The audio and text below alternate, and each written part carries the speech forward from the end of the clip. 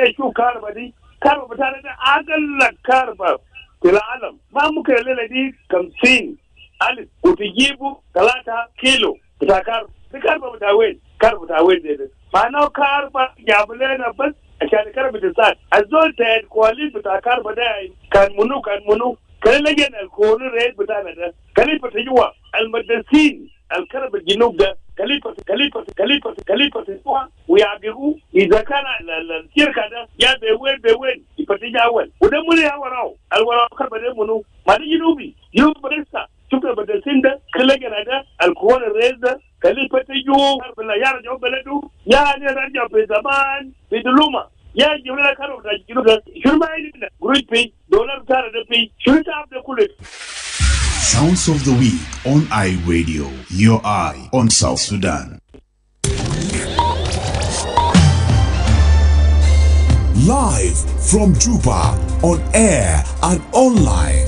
This is iRadio News. Hello, this is iRadio 1 o'clock news. Here are the headlines. Authorities in Western Equatoria State have confirmed the killing of state lawmaker Cross Bazia in a deadly road ambush yesterday in Tambura County. President Salva Kiir is calling on all South Sudanese to embrace agriculture and unity to overcome the country's economic challenges. And the first deputy chairman of the SPLM party is urging all political parties to abolish military wings, citing that the SSPDF is the only legitimate army in the country. These stories and more coming to you in this news bulletin with me, George Tandele. Now the news in detail.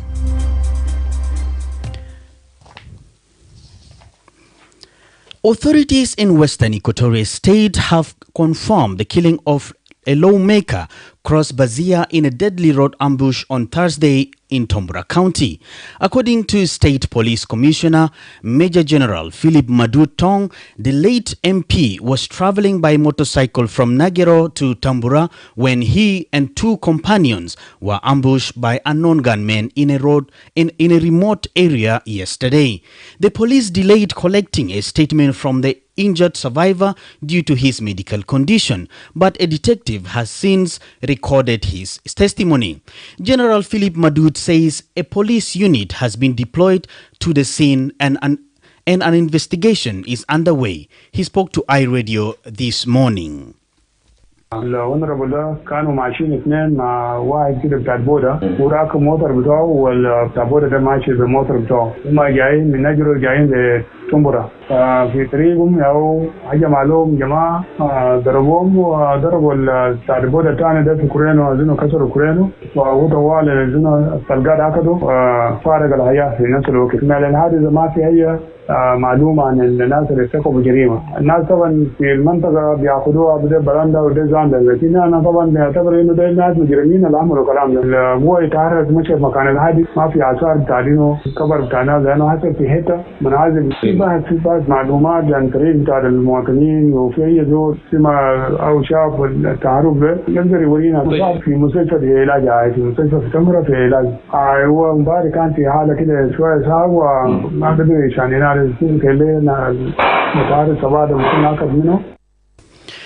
While some community members suggest the attack may be ethically motivated, citing underlying tensions between Balanda and Zande communities, the police are treating the incident strictly as a criminal matter.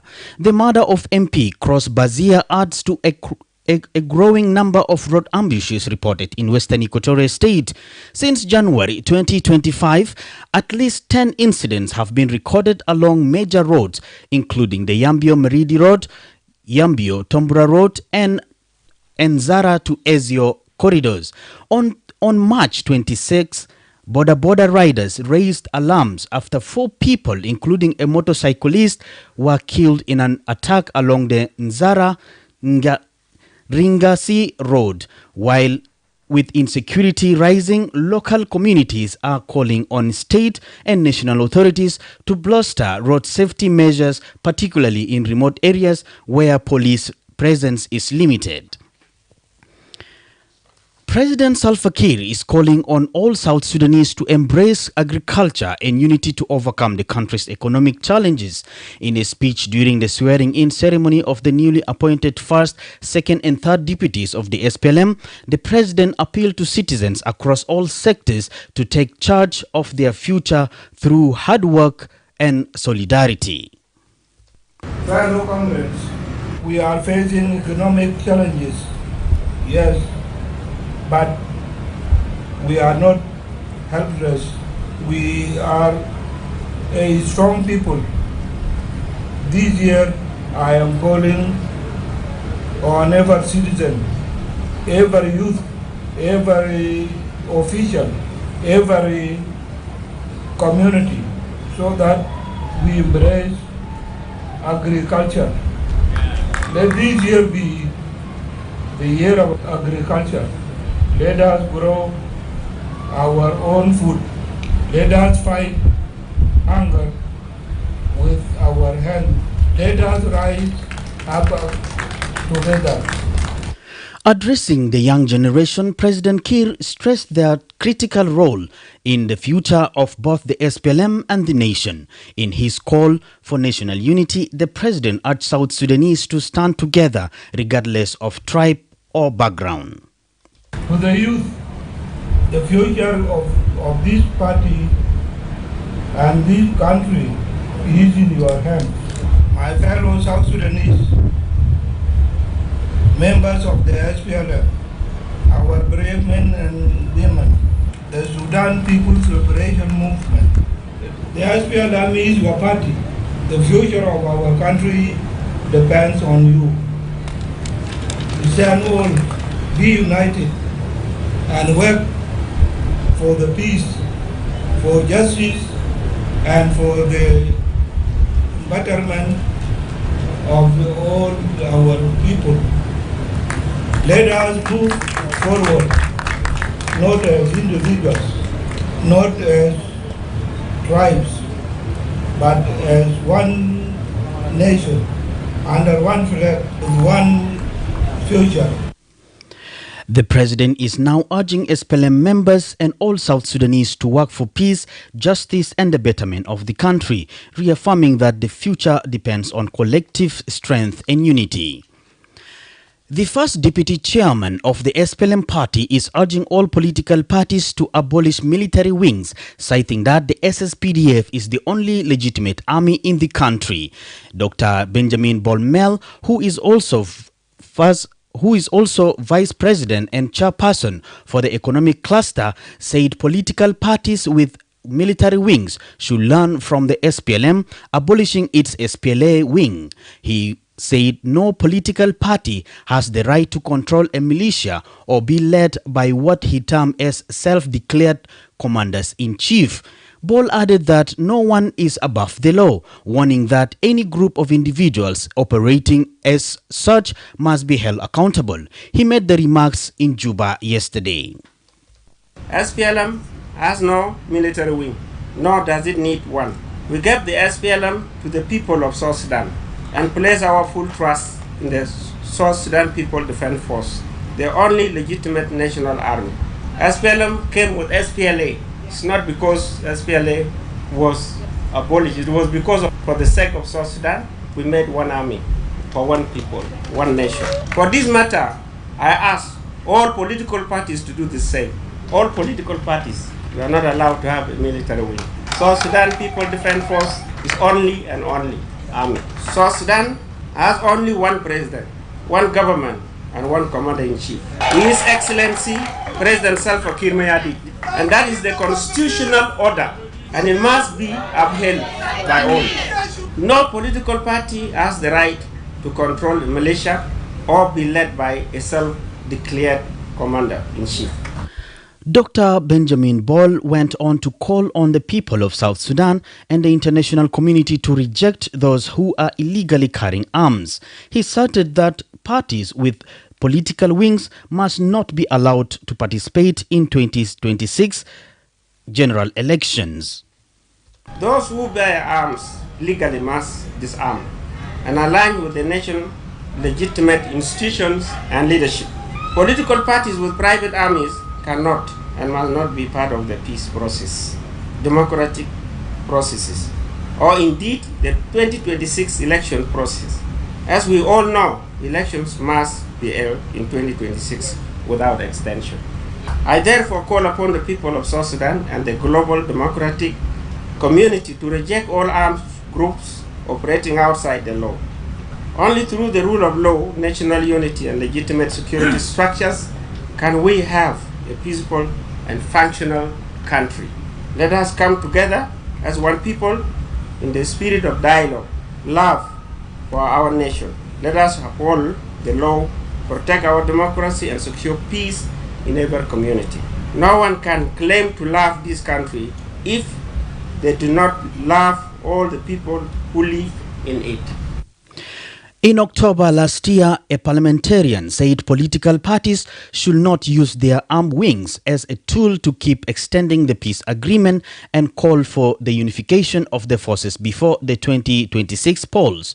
Bol Toby Madwot, president of the South Sudan African National Union, stressed the need for political parties to distance themselves from military movements. You are listening to iRadio 1 o'clock news. Military officers from South Sudan and Ethiopia have agreed to enhance joint operations targeting what they describe as illegal elements active along the border. The deal was struck in the border town of Pagak Payam in Maywood County of Upper Nile State yesterday, according to Addis Standard newspaper in Ethiopia. The meeting brought together security officials from both countries to discuss ongoing peace efforts and cross-border coordination. Brigadier General Walding of the South Sudan People's Defense Forces and commander of Pagak reportedly commended the security relationship between the two countries and reaffirmed the cooperation to maintain what he called joint peace. However, both sides emphasized the need to jointly prevent illegal elements operating in the border area and hold lawbreakers legally accountable. It was also indicated that senior defense officials from both countries will continue to meet periodically for follow-up consultations on shared security concern. On his part, Lieutenant General Zewdu Belay, chief of the Ethiopian National Defense Forces Central Command, said, and I quote, "Efforts are underway to strengthen peace and security in the border areas, with a particular focus on preventing contraband activities and fostering community cooperation." End of quote.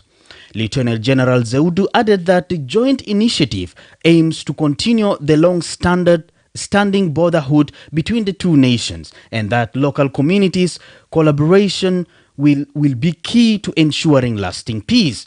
The reported security coordination comes amid recent clashes in Nasir, where SSPDF engaged with the White Army.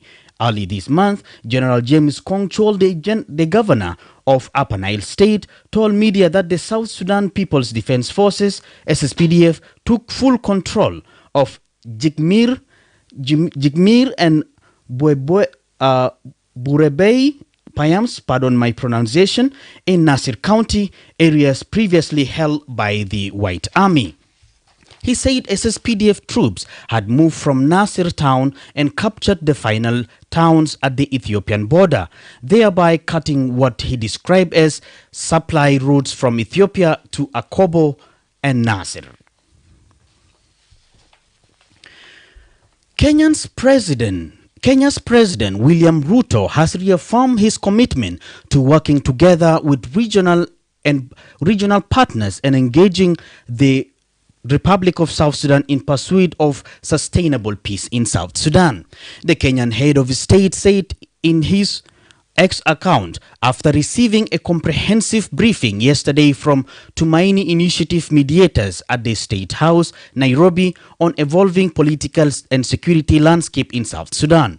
The report was presented to Ruto by the chief mediator, retired Lieutenant General Lazarus Simboye, and his deputy ambassador Mohammed Ali Guyo. On his official Facebook and X account pages, the Kenyan head of state wrote that sustained peace in South Sudan remains a cornerstone of our collective regional stability. Ruto added that Kenya reaffirms its unwavering commitment to working together with regional partners and will continue to engage with the Republic of South Sudan in pursuit of sustainable peace, lasting stability, and a secure future for the people of the brotherly nation. The peace negotiation led by Kenya, which brought on board opposition groups that were not part of the 2018 peace deal, was adjourned for the third time on February 7th without an agreement. The Tumaini initiative aimed to resolve South Sudan's prolonged instability and harmonize fractured political and military factors towards the goal of transitioning the country to democracy and lasting peace. The Nairobi-led peace negotiations for South Sudan were adjourned in early February at the request of the government delegation. In an earlier statement, Dr. Martin Elie Lomuro, the spokesperson of the government's delegation to Tumaini Initiative, mentioned that the team needed to finalize the two extended roadmaps which were announced on the 21st.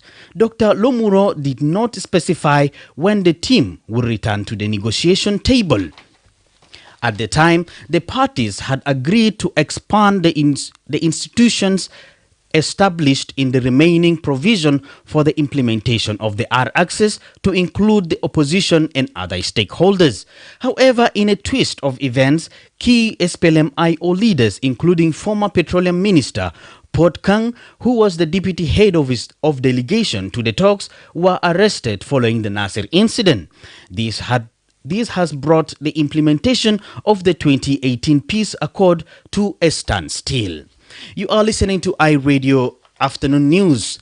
And lastly, before the international news, a senior presidential advisor has said that the unity government is committed to holding elections in December 2026, citing that minor clashes will not derail the process. Kwal Manyang-juk, who is also the chairperson of the National Transitional Committee, said some countries held elections despite not being fully at peace. He called on the public to disregard social media propaganda that the security situation will affect the conduct of elections in the country. Kuhl added that during elections in the Sudan, there was insecurity in some parts of the country, especially the south. He said there are elements within SPLM-IO, National Salvation Front, and other movements returned to Juba, Torit, Kapoita, Mundri, Yei area, Yambio, Maridi, Tambura, and Wau for peace. Kuhl expressed confidence that the elections will be conducted in peaceful environment. He was speaking during official inauguration of the Central Equatorial State Higher Elections Office in Juba yesterday. We are determined to see that elections are conducted in time. Problems we are experiencing are problems that are naturally made by countries that are getting independent. It happened in very many countries. The independence, or during the independence, people die up. Sometimes they fight among themselves, and when they become independent, then they struggle. It happened in many countries in Africa here, but now the situation in South Sudan is now getting better. You hear of some little fighting there and fighting there. These small fights will not affect the conduct of the elections. Peace is there. In Juba here, some element, people in social media will write that there's no peace in South Sudan, even in Juba here. When you go to the social media, then you get scared. So for us in Juba here, election can be done peacefully. And I'm telling you that the situation in the other states is also good, and elections can be carried out also in those places. In December last year, a perception survey commissioned by UN Mission in South Sudan found that more than 90% of South Sudanese respondents interviewed stressed the importance of holding elections, and almost all intended to vote. South Sudan has never held general elections since its independence in 2011. The first general elections were scheduled to take place on the 9th of July 2020. 2015. However, the country descended into years of civil war, prompting the parliament to extend the presidential term until July 2018. This is iRadio Afternoon News, and to the international news, Akile joins us. The Democratic Republic of Congo's Senate has stripped former President Joseph Kabila of his immunity, paving the way for his prosecution over his alleged backing of rebels in the east. Authorities have accused him of treason and war crimes, saying there was a substantial body of documents, testimonies and material facts linking Kabila to the M23 armed groups, which has taken control of several towns in the mineral-rich east. Kabila, 53, has not commented on the accusations but has in the past denied any connection with the insurgents. Nearly 90 senators on Thursday voted in favor of his treason prosecution, while 5 opposed it. Elsewhere, Israeli Prime Minister Benjamin Netanyahu has launched a blistering attack on Prime Minister Sir Keir Starmer and the leaders of France and Canada, saying that they had effectively said they want Hamas to remain in power. He has accused Starmer, Emmanuel Macron and Mark Carney of siding with mass murderers, rapists, baby killers and kidnappers. Days earlier, the UK, France and Canada had condemned Israel's expanded offensive in Gaza as disproportionate and described the humanitarian situation as intolerable. And finally, US President Donald Trump has hosted top purchasers of the cryptocurrency that bears his name at a gala dinner in an event protesters and his Democrat opponents branded corrupt.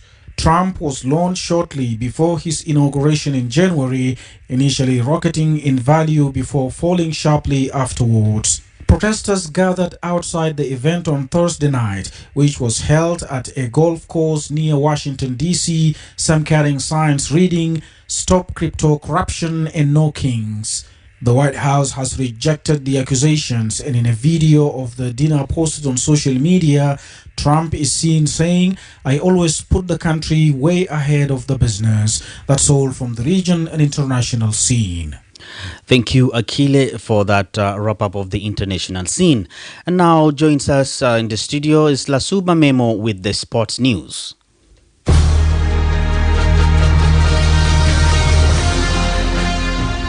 Thanks, Tandele George. In the world of sports, South Sudan's national football team head coach Nicolas Dupuis has officially announced a 20-man squad for the upcoming international friendly scheduled for June 2025. The team will face Eritrea and Malawi, with both matches being seen as critical opportunities for both South Sudan's FIFA ranking. South Sudan is using these matches to fine-tune its squad ahead of more competitive international fixtures. With the team ranked 170, wins against Malawi and Eritrea could improve their standing in the next FIFA update. The match against Eritrea will be particularly significant as the team is currently unranked by FIFA. Eritrea withdrew from the 2026 World Cup qualifiers just 6 days before their first match in the group stage, citing undisclosed internal reasons. Their participation in the June friendlies marks an important step toward rejoining the global football community. Class is set for today as league leaders Holy Family with 54 points take on recent South Sudan Cup winners Jammus, currently in third place with 55 points from 21 matches. A win for Holy Family would solidify their position at the top of the league, while a win for Jammus would see them leapfrog into first place, pending goal difference with a match still in hand. In the second fixture of the day, Almeric Bentiu, sitting fourth with 43 points, will be looking to bounce back after the disappointment in the South Sudan Cup, where they were eliminated by Jammus. Their opponent, Youngster, is in 14th place, just one spot above the bottom of the table, fighting to escape relegation danger.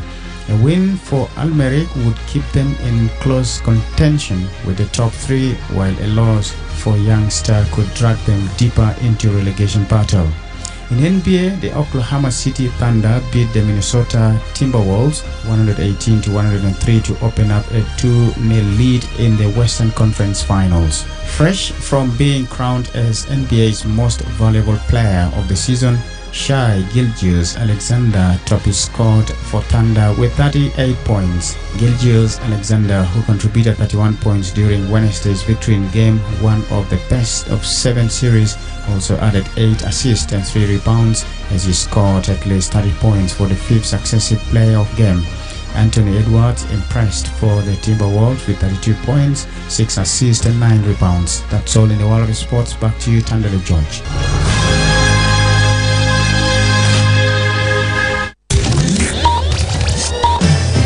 Thank you, Lasuba Memo, for that wrap-up of his sports news. You are listening to iRadio 1 o'clock news, and this is the end of the iRadio afternoon news. If there is a story or an event you would like iRadio to cover or report about, please send us a text message on +211 225 925 287 870. It's also our WhatsApp number. Follow us on X at iRadio, like our Facebook page, iRadio. Subscribe to our YouTube channel at iRadio South Sudan. You can also visit our website and listen to us online at www.iradio.org. Stay tuned for the news in Arabic at 1:30. I've been George Tandele. Thank you for listening.